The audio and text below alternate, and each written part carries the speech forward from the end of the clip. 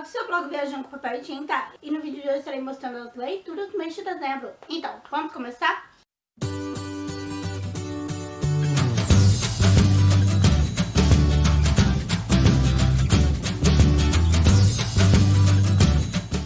Nesse mês de dezembro, então, eu li a peça Júlio César, que vai retratar a queda do imperador Júlio César.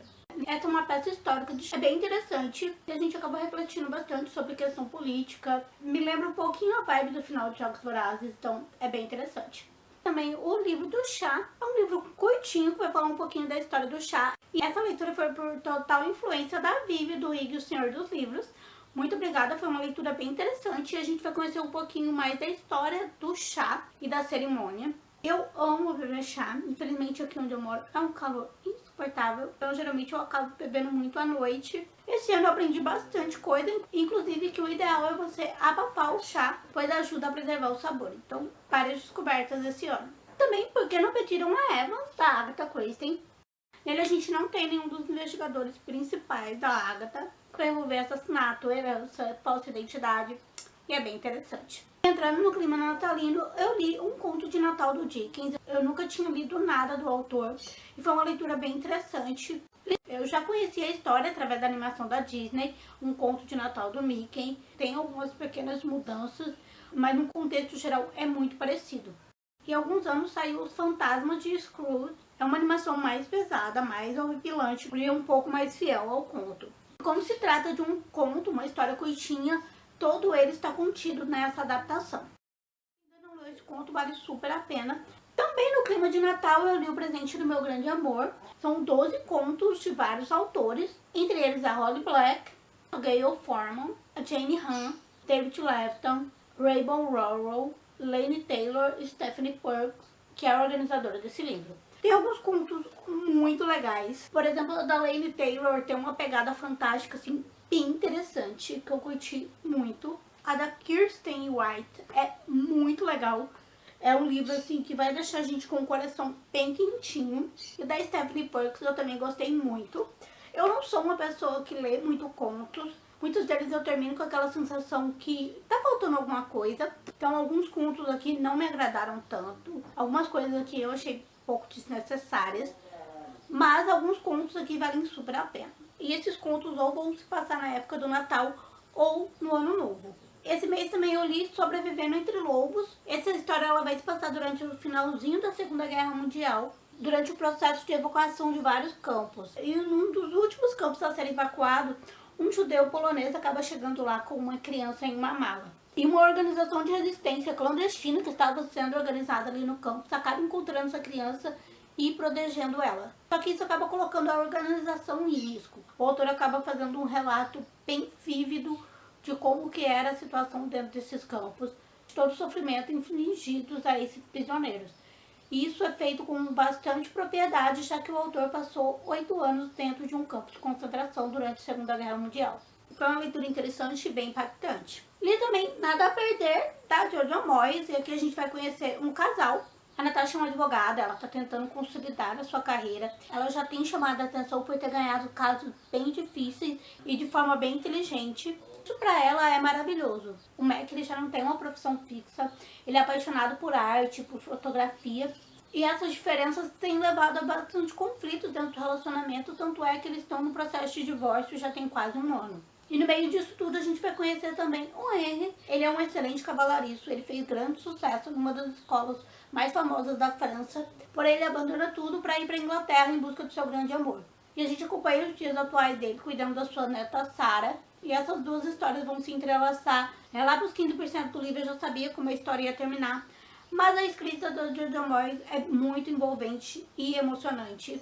Foi uma leitura que eu gostei muito. Li também Poliana e Poliana Moça. São livros bem gostosinhos de se ler. Dá pra tirar bastante coisas interessantes dessa história, embora eu não concorde com tudo que a autora apresente aqui.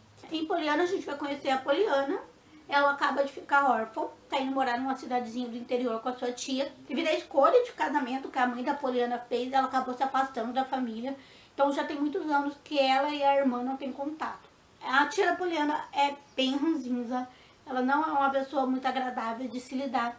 E toda essa positividade, toda essa alegria, espontaneidade da Poliana vai mostrando pra essa tia que toda essa amargura não faz muito bem.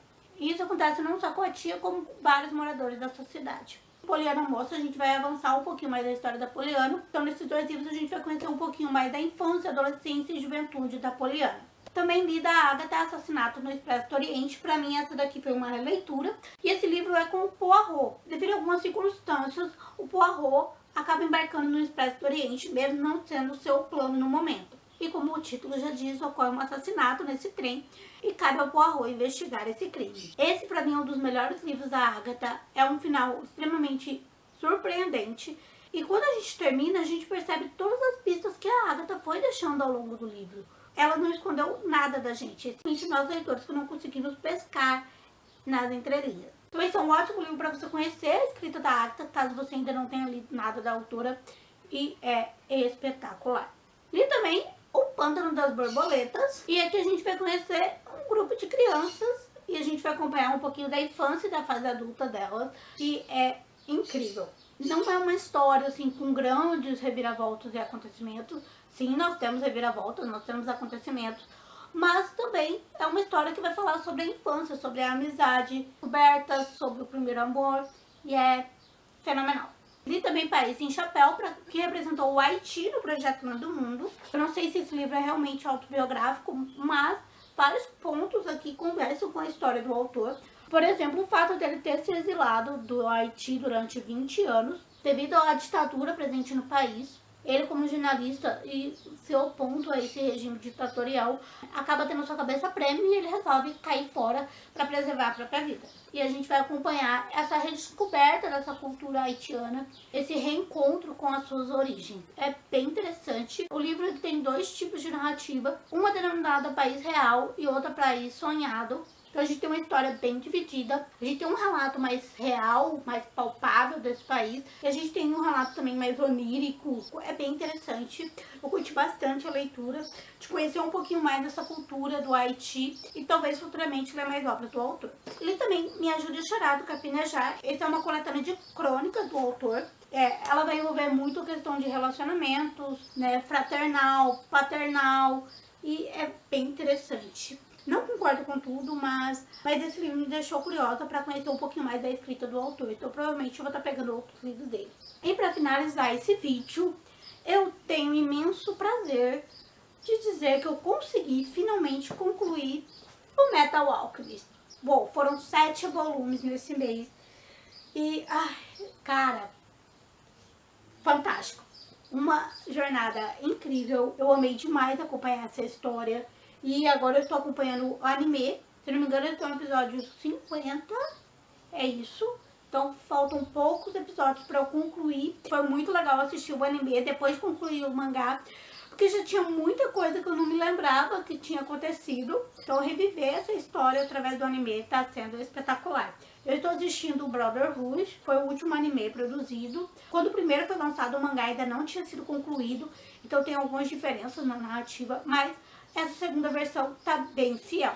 E aqui a gente vai acompanhar a jornada desses 2 irmãos, o Edward e o Alphonse Elric. Eles eram crianças muito inteligentes. O pai deles acaba abandonando a família, depois a gente acaba descobrindo o porquê. E quando a mãe deles falece, eles se veem sozinhos. E no meio de todo esse desespero, eles tentam trazer a mãe de volta, usando alquimia. Não dá muito certo, tá muito ruim. O Al, ele acaba perdendo totalmente o seu corpo, e o Ed, ele perde um braço e uma perna. E a gente vai acompanhar essa jornada deles tentando recuperar os seus corpos. A história vai se ampliando, vai gerando novas tretas, novas confusões vão aparecendo. A escala da confusão vai se ampliando a cada volume e o final é fenomenal.